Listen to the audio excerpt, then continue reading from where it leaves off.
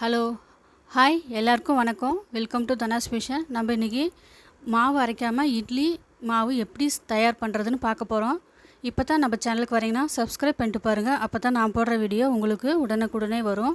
வாங்க இந்த ரெசிபி நம்ம எப்படி பண்ணுறது அப்படின்னு இப்போ பார்க்கலாம். வீடியோக்குள்ளே போனால் வாங்க. இப்போ 1 கப் அளவுக்கு இந்த மாதிரி உருட்டு உளுத்தம் பருப்பு நான் எடுத்திருக்கேன். இந்த உளுத்தம் பருப்பை ஒரு பாத்திரத்தில் போட்டுக்கோங்க. போட்டுட்டு நல்லா கழுவி 2-3 டைம் நல்லா கழுவி எடுத்துக்கோங்க. 2-3 டைம் நல்லா கழுவிட்டு இதை 3 மணி நேரம் அப்படியே ஊற விட்டுடலாம். அடுத்ததாக இப்போ நம்ம எந்த கப்பில் உளுத்தம் பருப்பு எடுத்தோமோ அதே கப்லேயே 2 கப் அளவுக்கு இட்லி ரவை எடுத்துக்கோங்க. இந்த மாதிரி சன்னமாக இருக்கிற ரவை எல்லா கடைகளிலும் இது மாதிரி கிடைக்குது. இப்போ இந்த மாதிரி 2 கப் அளவுக்கு எடுத்துகிட்டு இது கூடவே அடுத்ததாக நம்ம சேர்த்த போகிறது உப்பு ஒரு 1/2 டேபிள் ஸ்பூன் அளவுக்கு சேர்த்திக்கோங்க. உப்பு சேர்த்துறது எதுக்குன்னா நல்லா உப்பு சேர்த்துனதுக்கப்புறம் 15 நிமிஷம் ஊற விட்டணும். ஊற விட்டதுக்கப்புறம் பார்த்திங்கன்னா அதில் இருக்கிற அழுக்கெல்லாம் மேலே வந்துடும். அழுக்கு தெளிஞ்சு மேலே வரும். அப்படி மேலே வந்துடுறதுக்கப்புறம் நல்லா கழுவி எடுத்தோம்னா ரவை நல்லா வெள்ளையாக வந்துடும்.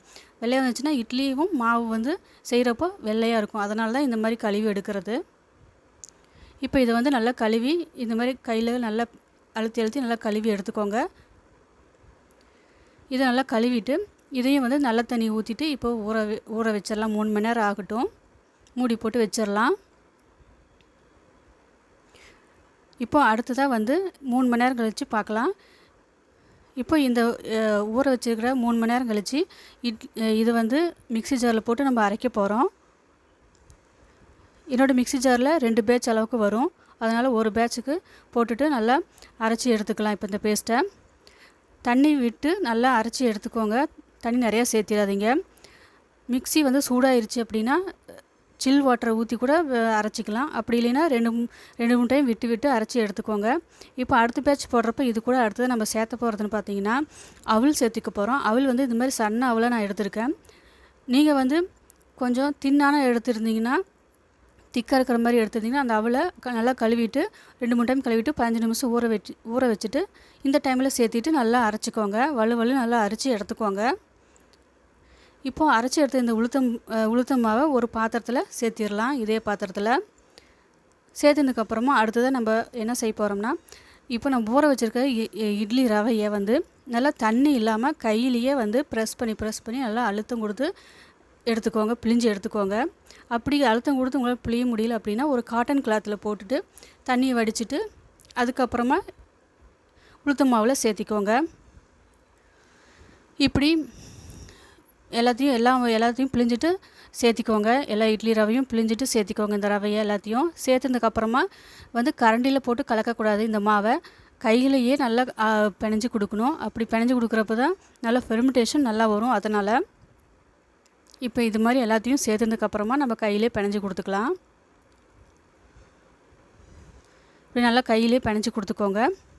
பிணைஞ்சு கொடுத்ததுக்கப்புறமா நம்ம இது இங்கே பாருங்கள், எங்கள் பாத்திரத்தில் 3/4 அளவுக்கு இருக்குது. பொங்கி கீழே வந்துடும். அதனால் இன்னொரு பாத்திரத்தில் மாற்றிக்கிறேன். இப்போது மாற்றி வச்சுட்டு இப்போ இதை ரெண்டையும் மூடி வச்சுட்டு ஒரு 8 மணி நேரம் விட்டுறலாம். 8 மணி நேரத்துக்கு அப்புறம் புளிக்கட்டும். அதுக்கப்புறம் நம்ம இட்லி ஊற்றி எடுக்கலாம். இப்போது 8 மணி நேரம் ஆயிடுச்சு பாருங்கள். நல்லா உப்பி நல்லா பொங்கி வந்துருக்குது பாருங்கள். இப்போ இந்த டைமில் நம்ம உப்பு சேர்த்துல இல்லைங்களா. இப்போது இதுக்கு மாவுக்கு தேவையான 1/2 டேபிள் ஸ்பூன் அளவுக்கு டேபிள் சால்ட் நான் சேர்த்திக்க போகிறேன். சேர்த்திட்டு நல்லா கலந்து கொடுத்துக்கோங்க. நீங்கள் கல் உப்பு எடுத்திங்கன்னா அது தண்ணியில் நல்லா கரைச்சிட்டு அப்புறமா சேர்த்திக்கோங்க. இது இட்லி மாவு ஊற்றுற அளவுக்கு பதத்துக்கு கரைச்சி எடுத்துக்கோங்க. கரைச்சி எடுத்துட்டு இப்போ ஊற்றி பார்த்திங்கன்னா இட்லி ஊற்றுற அளவுக்கு இந்த மாதிரி இருக்கணும். அப்போ தான் இட்லி மாவு நல்லா உப்பி நல்லா ஃப்ளஃபியாக நல்லா வரும். இந்த மாதிரி பார்த்துக்கோங்க. இப்போ நான் காட்டன் கிளாத்தில் இட்லி மாவு ஊற்ற போகிறேன். நீங்கள் ஆயில் வச்சு ஊற்றுனாலும் ஊற்றிக்கலாம். இப்போது இந்த குழியில் அப்படியே கொஞ்சம் கொஞ்சமாக மாவு எடுத்து ஊற்றிக்கலாம். இந்த மாதிரி மாவு ஊற்றுனதுக்கப்புறம் கரண்டியில் லைட்டாக ப்ரெஸ் பண்ணி கொடுங்க. அது நல்லா சேஃபாக வரும். அதனால் இப்படி எல்லா குழியிலும் நிரப்பிக்கோங்க. எல்லா குழியும் நிரப்பினதுக்கப்புறமா அடுத்த பேட்சை இன்னொரு பிளேட்லேயும் ஊற்றி இந்த மாதிரி நான் எடுத்துக்க போகிறேன். நான் ஏற்கனவே ஸ்டவ்வில் இட்லி பாத்திரம் வச்சு தண்ணி ஊற்றி வச்சுருக்கேன். அது இப்போ கொதிச்சிட்ருக்குது. இப்போ இந்த டைமில் இந்த இட்லி ஊற்றி வச்ச பிளேட்டை அதுக்குள்ளே எடுத்து வச்சிடலாம். ஒரு பிளேட் வச்சுட்டு அடுத்த பிளேட்லையும் ஊற்றிட்டு இந்த மாதிரி வச்சுருங்க. வச்சதுக்கப்புறம் ஒரு மீடியம் ஃப்ளேமில் இது வந்து 8 நிமிஷம் வேகிற அளவுக்கு நம்ம விட்டுறலாம். இப்போ மூடி போட்டு வச்சிடலாம். ஒரு 8 நிமிஷம் வேகட்டும் நல்லா. அதுக்கப்புறம் நம்ம ஓப்பன் பண்ணி பார்க்கலாம். இப்போது 8 நிமிஷம் ஆயிடுச்சு. இப்போ நம்ம ஓப்பன் பண்ணி பார்க்கலாம். இதை துணி வச்சு நல்லா எடுத்துக்கோங்க.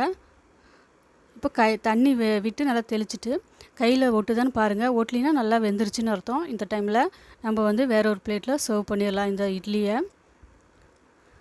துணியை மெதுவாக எடுங்க. பாருங்கள், இட்லி மாவு கொஞ்சம் கூட ஒட்டல. இட்லி வந்து எவ்வளோ நல்லா ஃப்ளஃபியாக நல்லா வந்திருக்குது ஷேப்பில். இதே மாதிரி அளவோட நீங்களும் இந்த மாதிரி இட்லி செஞ்சு பாருங்கள். ரவையோட மாவு அரைச்சி கஷ்டப்பட தேவையே கிடையாது. சுலபமாக நம்ம வந்து இட்லி செஞ்சிடலாம். டைம் சேவிங்காக இந்த மாதிரி கூட நம்ம செய்யலாம். இதே மாதிரி அளவோட நீங்களும் செஞ்சு பார்த்துட்டு எப்படி இருந்ததுன்னு கமெண்ட்டில் சொல்லுங்கள். லைக் பண்ணுங்கள், ஷேர் பண்ணுங்கள். இது வந்து சட்னியோட, சாம்பாரோட இல்லைன்னா கார சட்னியோட சாப்பிட ரொம்ப டேஸ்ட்டாக ரொம்ப நல்லாயிருக்கும். நாளைக்கு இன்னொரு வீடியோவில் சந்திக்கலாம். தேங்க்யூ ஃபார் வாட்சிங்.